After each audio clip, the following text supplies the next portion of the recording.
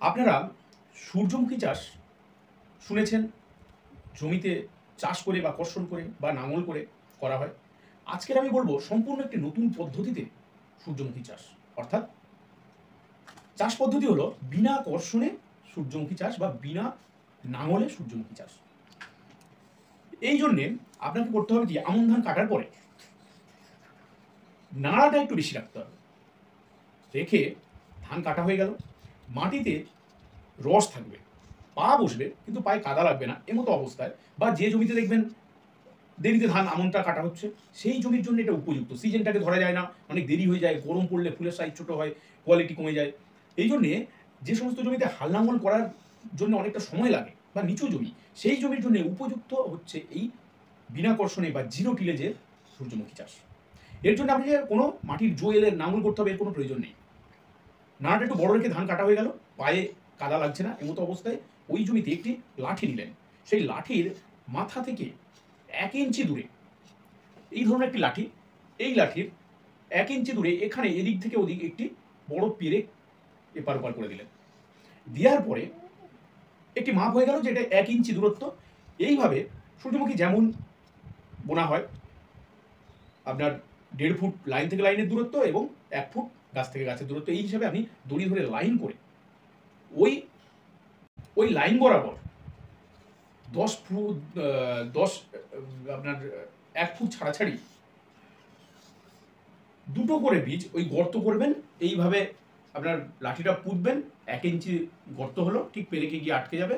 ওই 1 ইঞ্চি গর্ত হয়ে গভীরে গর্ত হলো, ওই গর্তে আপনি বীজটা দিয়ে দেবেন। বীজটা কিন্তু 3-4 ঘন্টা, মানে বোনার আগে 3-4 ঘন্টা ভিজিয়ে নেবেন, তাহলে কিন্তু অঙ্কুরোদ্গমে সুবিধা হবে।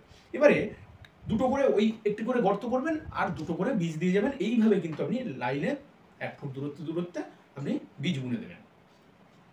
তারপরে ওই গর্তগুলোতে আপনি জৈব সার নিয়ে ঢাকা দিয়ে দেবেন। দেখবেন 2-3 দিন পরে সুন্দর গাছ বেরিয়ে গেছে। এইভাবে গাছগুলো কিন্তু বড় হতে থাকবে মাটির রসে। এই বীজ বোনার সময়ে বা 2 দিন আগে আপনার কিন্তু মূল সার হিসাবে বিঘা প্রতি 75 কেজি ফসফেট, 8 কেজি পটাশ এবং 12 কেজি ইউরিয়া কিন্তু ছড়িয়ে দিতে হবে। ছড়িয়ে দিয়েই কিন্তু আপনি তারপরে 2 দিন পরে কিন্তু বীজটা বুনতে হবে, তাহলে কিন্তু আমার মূল সার দেওয়া হয়ে গেল। এবারে গাছ বেরিয়ে গেল, মূল সার দেওয়া আছে, গাছগুলো যথেষ্ট বড় হতে শুরু করবে। গাছের বয়স বা বীজ বোনা থেকে ঠিক 20-22 দিন পরে আপনি যে নাইট্রোজেন সারটা রাখা আছে তার অর্ধেক, অর্থাৎ 6 কেজি, 12 কেজি রাখা আছে, 12 কেজি 6 কেজি আপনি ছিটিয়ে দেবেন। দিয়ে জল স্প্রে করে দিতে হবে। মানে যদি স্প্রিংলার ইরিগেশনের ব্যবস্থা কারো থাকে বা ফোয়ারা সেচের যদি কারোর ব্যবস্থা থাকে সেটা করতে পারে, বা পাইপের মুখ ধরে এইভাবে ছিটিয়ে ছিটিয়ে জল কিন্তু দিয়ে দেবেন, ডুবিয়ে দেওয়ার প্রয়োজন নেই। এইভাবে কিন্তু হলো। এবার গাছের বয়স 42 দিন হলো, সেই সময় বাকি যে ইউরিয়া সার, অর্থাৎ 6 কেজি যে ইউরিয়া সারটা রয়েছে সেইটাকে আপনি দ্বিতীয় চাপান হিসাবে দিয়ে দেবেন। দিয়ে ওইভাবে একইভাবে জলসেচ দিয়ে দেবেন। ওই দ্বিতীয় চাপান সার যখন দিচ্ছেন সেই সময় দেখবেন গাছে কিন্তু কুঁড়ি চলে এসছে। এই সময় আপনাকে কিন্তু বোরন কিন্তু স্প্রে করতে হবে। ওই গাছের ফুলের ওই কুঁড়িতে বোরন স্প্রে করতে হবে 2 গ্রাম প্রতি লিটার জলে হিসাবে। আর যেহেতু আপনি ফসফেটটা দিয়েছেন, তাই যে সালফার আমাদের তৈলবীজের জন্য সবচেয়ে গুরুত্বপূর্ণ অনুখাদ্য, সেটা কিন্তু জমিতে যুক্ত হয়ে গেছে।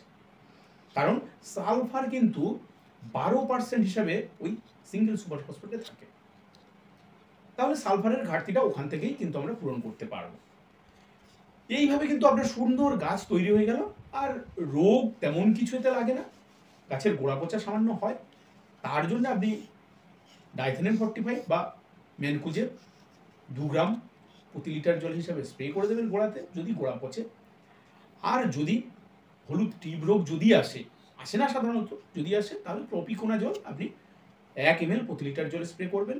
আর লেদা পোকা এর জন্য একটু আসে, আর হচ্ছে কিছু ওই ক্যাটারপিলার বা শুয়োপোকা জাতীয় কিছু পোকা আসে, এর জন্য আপনি ইমামেকটিন বেনজয়েড যদি 1 গ্রাম প্রতি লিটার জল হিসাবে যদি দেন তাহলে সহজে নিয়ন্ত্রণ করা যায়।